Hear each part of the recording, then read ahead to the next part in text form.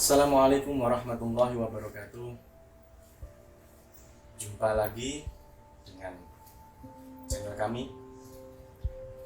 Tapi kali ini kita tidak membahas tentang fadilah tarawih bulan Ramadan. Kita membahas tentang Arba'in Nawawi, kitab Arba'in Nawawi. Sebelum kita mulai, mari kita tawasul kepada musannaf Arba'in Nawawi. Lahul Fatihah.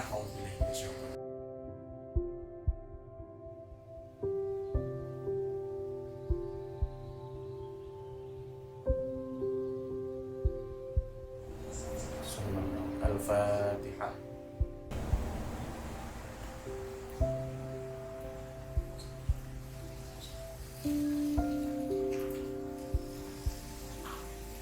Bismillahirrahmanirrahim. Baik, kita mulai daring ini, pengajian online kitab Arba'in Nawawi. Bismillahirrahmanirrahim. Wala mu'alif rahimahullah ta'ala wa nafa'na bihi wa bi'ulumi wa amadana bi asrarihi wa ada alaina bi barakati amin ya rabbal alamin. Mohon maaf biar lebih ringkas, jadi nggak bawa kitab sana sini, kita langsung pakai di PC kami aja. Kali ini karena saya kebagian hadis yang ke-10, saya akan membacakan hadisnya. An Abi Hurairah radhiyallahu ta'ala wala dawuh sapa Abi Hurairah wala dawuh sapa Rasulullah sallallahu alaihi wasallam, innallaha thayyibun. Innallaha sa'tamani Allah ku thayyibun, dat kang bagus. Layak balu ora nrimo sapa Allah ila thayyiban kejaba perkara ingkang bagus. Nabi pernah bersabda, Allah itu zat yang thayyib. Jadi innallaha thayyibun, sesungguhnya Allah niku zat sing bagus. Sifat Allah thayyib itu mempunyai makna sing luas banget. Thayyib dalam artian bagus, thayyib dalam artian bersih, thayyib dalam artian suci, thayyib dalam artian tidak ada kejelekan. Itu thayyib. Layak balu orang nrimo sapa Allah ila thayyiban kejaba ing perkara kang bagus. Nah, Allah, karena Allah mempunyai sifat yang thayyib, sifat sing bagus, sifat sing indah, maka Allah tidak menerima sesuatu yang juga sifatnya tidak bersih, sifatnya tidak rapi, sifatnya tidak bagus. Itu layak balu illa thayyiban. Jadi seperti ini, kita bisa contohkan ketika kita memberi sedekah, ketika kita berinfak, berzakat, itu memang menunjukkan bahwasanya kita ketika mempersembahkan diri kita, mempersembahkan diri kita kepada Allah itu harus dengan memilih sesuatu yang bagus juga, karena itu akan berpengaruh tentang diterima atau tidak diterimanya amal kita. Contoh seperti ini, Nabi Adam itu dulu pernah punya anak yang bernama Qabil dan Habil. Jadi Nabi Adam itu ketika setelah bertemu dengan Ibu Hawa hamil selama 20 kali, dan itu kembar terus. Jadi setiap kembaran itu lanang wedok sampai 20. Jadi kalau 20 kembar berarti ada 40 orang kan ya.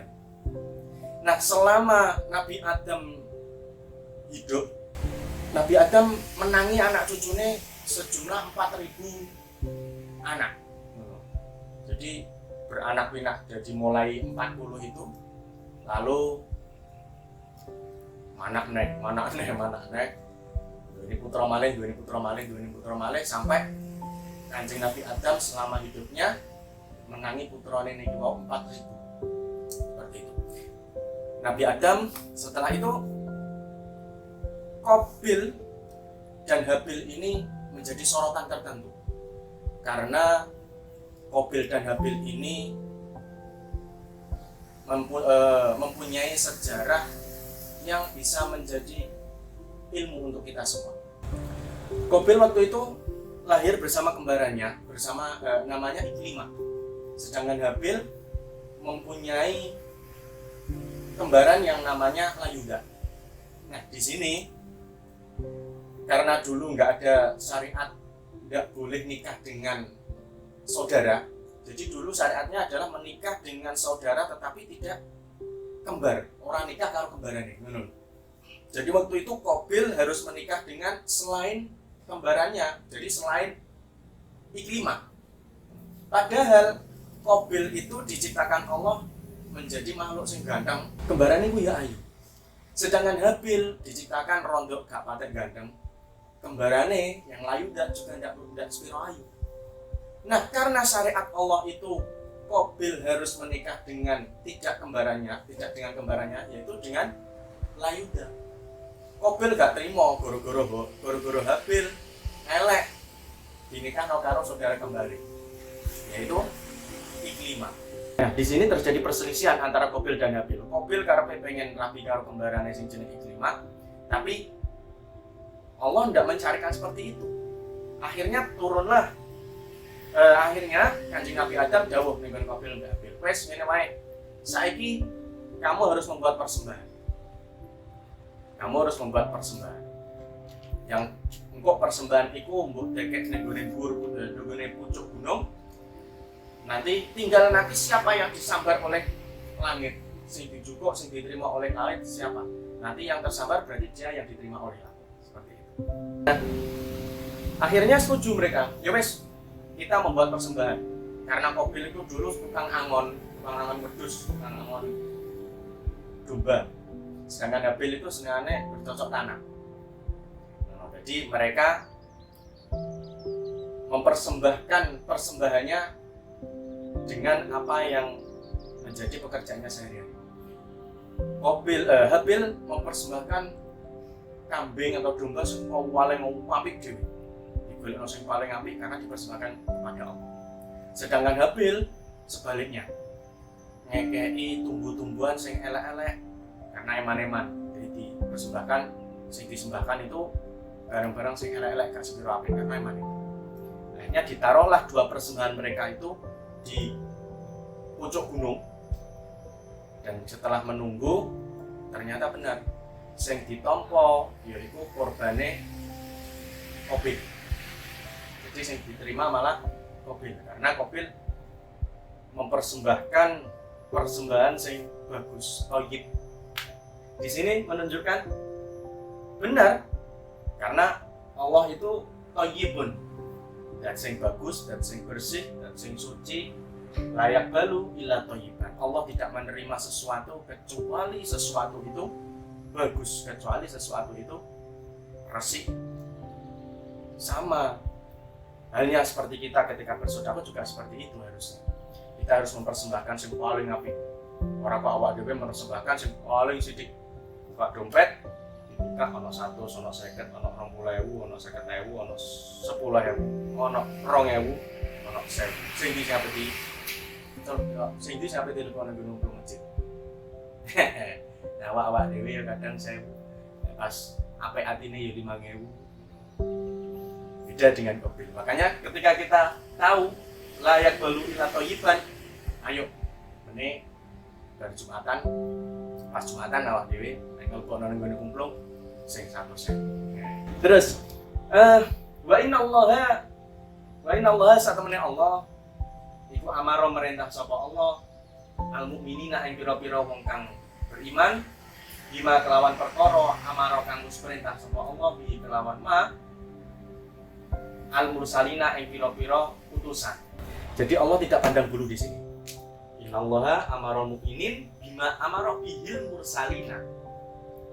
Jadi Allah ngongkone ning gone para utusan, para rasul-rasul itu juga sama kongkon nyediani apa kaya kongkon mempersembahkan yang bagus-bagus. Begitu juga dengan kita selaku orang yang mukmin Allah juga memerintahkan kita mempersembahkan sesuatu yang baik dan bagus. Ya ayyuhar rusulu eling-eling pira-pira utusan. Kulu mangan sapa sira kabeh. Minat thayyibati sanging pira-pira barang sing apik. Wa malu lan beramal sapa sira kabeh sholihan ngalih amal kang bagus. Jadi di samping Allah itu memerintahkan utusan itu untuk memakan makanan yang baik, Allah juga mengutus para rasul untuk berperilaku bagus. Itu akhlakul karimah. Ini juga pernah dipesankan oleh Gus Solik, mantunipun Romo Yai Jamal waktu pernikahan saya. Ada tiga yang dipesankan kepada saya. Yang pertama, ojo ninggal jamaah. Yang kedua, nyedheo maring wong kang soleh solihah, atau nyedheo maring ulama. Yang ketiga, karena ini sudah menikah, maka jangan sampai keluargamu kamu beri makanan sing gak halal. Ngono dawuh. Karena leres mungkin dari hadis ini, dari dawuh Allah ini,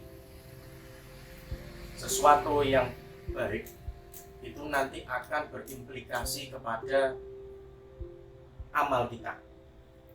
Makanya di sini ulu minat thayyibat, kemudian wa'malu sholihah. Ini berkorelasi, maksudnya mobilku iku nek tak iseni solar, mlayune gak koyo nek tak isini Pertamina Dex. Kalau Pertamina Dex iku digas, iku gak usah nyantol, set melayu langsung. Tapi nek solar abal-abal, di samping buleke wireng, gase yo ngono.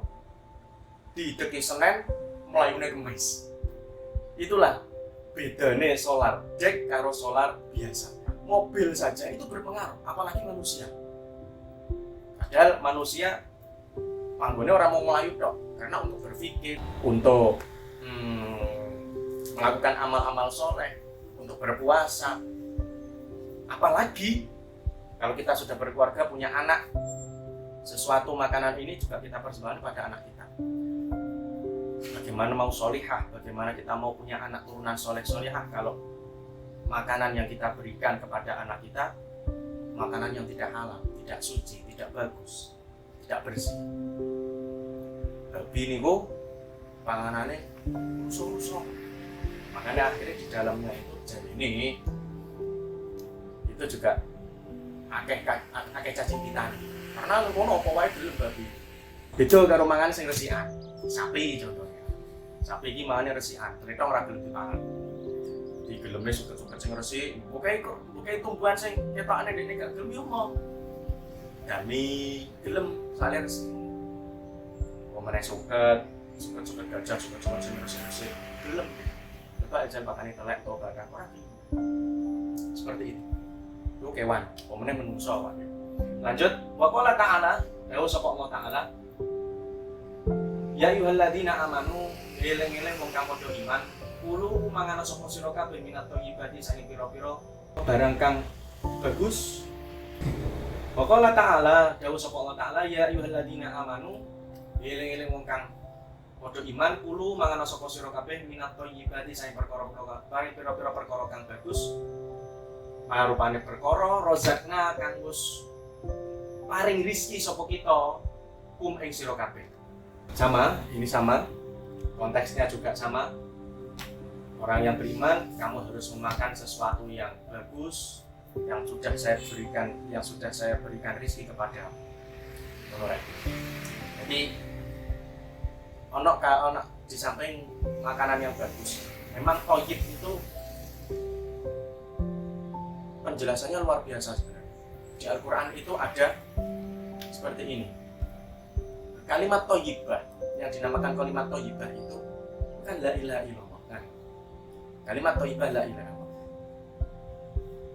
Arti dari la ilaha illallah atau buah dari la ilaha illallah, ketika kita membaca la ilaha illallah itu ada penjelasan di Al-Quran. Bismillahirrahmanirrahim. Alam tara kaifa daraballahu masalan kalimatan thayyibatan kasyajaratin musmirah. Asluha fis sama, asluha sabitun wa far'uha fis sama.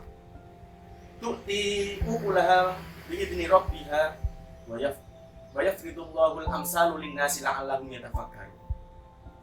Jadi, tidakkah kamu mengerti bagaimana Allah menciptakan perumpamaan kalimat thayyibah? Masalan thayyibatan kasyajaratin musmirah. Jadi satu kalimat thayyibah itu ketika kita ucapkan itu menjadi syajaratun musmiratun, menjadi pohon yang berbuah, menjadi pohon yang besar, yang rindang. Asluha sabitun, oyote akarnya itu menjulang sampai bumi sapitu. Wa far'uha fis sama, sedangkan pang-pange pohon itu mau cumleret atau bertumbuh sampai langit, menjulang ke langit ke-7. Itu kalimat la ilaha illallah. Apakah sampai situ saja? Tidak. Tu'ti ukulaha kullahinin. Jadi dia tidak hanya berbuah pohon tadi, dia berbuahnya itu kullahinin, bukan kula waktin loh ya. Kalau kula waktin itu setiap waktu, tapi kalau kullahinin itu setiap saat. Jadi berbuahnya itu gak ngenteni musim, gak ngenteni sesok, gak ngenteni engkau. Jadi setiap saat itu berbuah. Reksona itu setiap saat, jadi berbuah setiap saat ini berbuah. Itu keuntungan kita membaca la ilaha illallah. Setiap lafaz la ilaha illallah kita ucapkan, maka akan menjadi pohon yang besar, yang rindang, dan bisa memberikan makanan bagi kita yang membacanya atau seseorang yang kita berikan bacaan tersebut. Contoh, makanya ini kenapa tahlil itu kok ono la ilaha illallah, bukan ono la ilaha illallah, ding. Malah inti dari tahlil itu sebenarnya malah la ilaha illallah. Hailala yuhaililu tahlila. Nah, sebenarnya inti tahlil itu ada la ilaha illallah. Makanya ketika kita memberi bacaan la ilaha illallah yang kita tujukan kepada sang mayit atau almarhumah mbah kita, itu sebenarnya kita memberi makan mereka dengan kalimat thayyibah tersebut. Seperti itu. Itu luar biasanya kalimat thayyibah. Kita lanjutkan. Summa dzakara nuli titik gitu ya. Summa dzakara nuli nutur sapa ar-rajulu wong lanang. Yutilus safaro kang jawakake pelungan. Piye maksude? Jawakno pelungan iki maksude dia melakukan perjalanan panjang. Ora dawa perjalanannya, dawa dalane. Tapi dia melakukan perjalanan yang panjang. Ash'atha kang lusuh pakaiane, agbaro kang berdebu. Lho, wong ngene iki mau iku ya muddu yadaihi. Dekne dawakno tangan loro nih. Kalau kita baca tadi di atas, innallaha thayyibun yaqbalu illa thayyiban. Allah itu zat yang bersih. Allah tidak akan menerima sesuatu yang tidak bersih. Lah iki ana cerita. Jadi ana wong lanang, dilalai ana wong lanang itu dia dalam perjalanan panjang, bajunya lusuh, berdebu. Lah ngono kok iso menadahkan tangannya, memanjangkan tangannya, maksudnya dongo. Ya muddu yadai ila sama, memperpanjang tangannya ke langit. Dongo mati arak nang langit. Ya Rabbi, ya Rabbi. Tomat. Ya Rabbi dene dongo, ya Rabbi, ya Rabbi, ya Allah Gusti ngono. Ya Rabbi, kula nyuwun anu. Ibaratnya dongo. Dia meminta pada Allah. Padahal dia dengan pakaian yang lusuh, dia berdebu, dia rusak, dan yang paling parah ini lanjutnya, wamat amuhu haramun, dan makanannya itu juga haram. Piye terusan? Ngono kok dongo, ngono kok njaluk dikabulkan kan ngono arek. Wa masrabuhu utawi ombenane rajul iku haramun. makanannya haram, minumannya juga haram.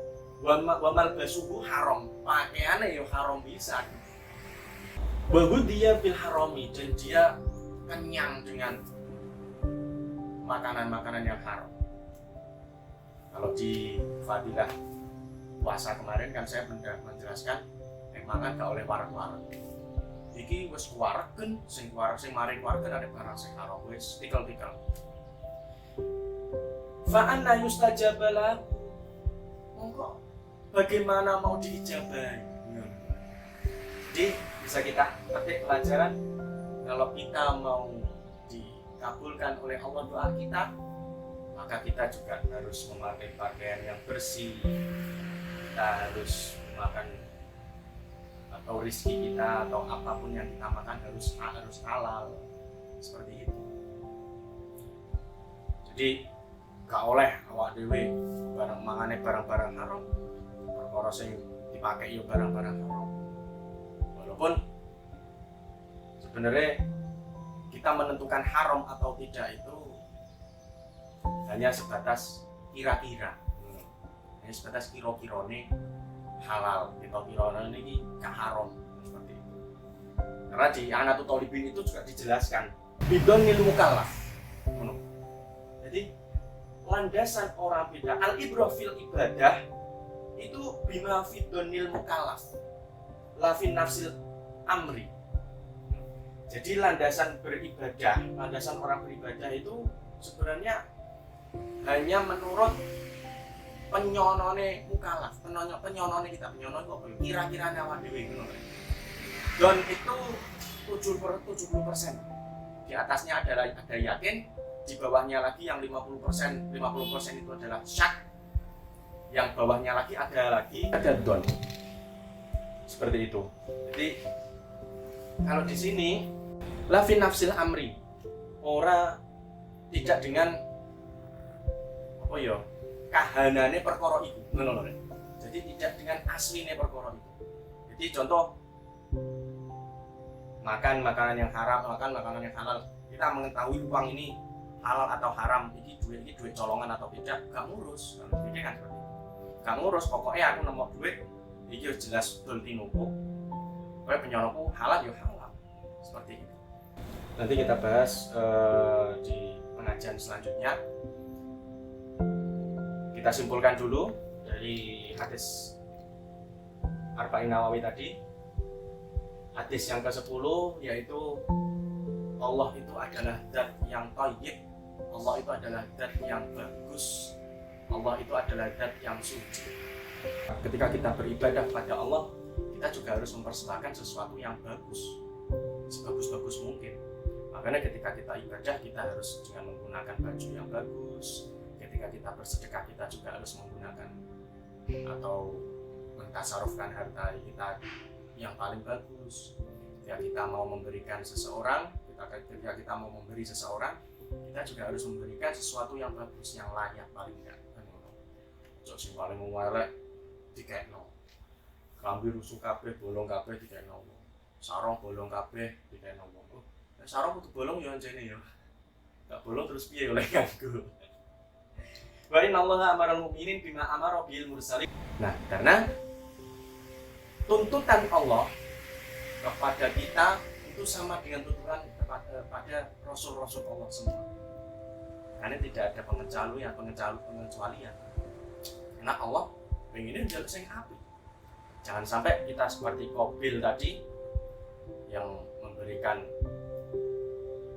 persembahan digolekno barang-barang sing elek-elek. Golekno barang-barang sing paling elek. Kalau Habil tadi dia memberikan sesuatu yang paling bagus, maka Allah akhirnya juga yang diterima ya Habil, karena Habil memberikan persembahan kepada Allah adalah persembahan yang paling bagus juga. Barometer kita atau tolak ukur kita itu diri kita sendiri. Ketika kita mau memberi seseorang, ya kita harus mengukur diri kita. Contohnya aku 3 iki gelem torayo, seneng torayo. Kok gak patek seneng yo jujur. Jadi kayak mending kita ngekei sing luwih apik sithik. Gak apa-apa. Kita lebih berkorban sedikit tidak apa-apa. Yang penting apa yang kita berikan diterima oleh Allah Subhanahu wa Ta'ala. Seperti itu. Sampai membersihkan makanan yang kita makan, kita harus juga membersihkan adab, tingkah laku, perkataan kita. Karena nilai atau kualitas diri kita itu bisa dilihat dari tutur kata kita. Senang miso, ya berarti nilainya ada seperti itu. Awak dewe sedih-sedih mikir kesandung awak dewe mikir astagfirullahaladzim. Orang kesandung miso, sandung jeduk, miso. Itu sudah berbeda. Jadi supaya kita menjadi hamba yang diterima amalnya oleh Allah, kita harus membiasakan diri kita berbuat yang baik, membiasakan diri beramal yang baik, dan terakhir ketika kita mengabdikan diri kepada Allah, kita harus juga menjadi hamba yang paling baik. Semoga kita dinilai oleh Allah menjadi hamba yang baik dan diridhoi Allah Subhanahu wa Ta'ala. Wallahul muwaffiq ila aqwamit thoriq. Wassalamualaikum warahmatullahi wabarakatuh.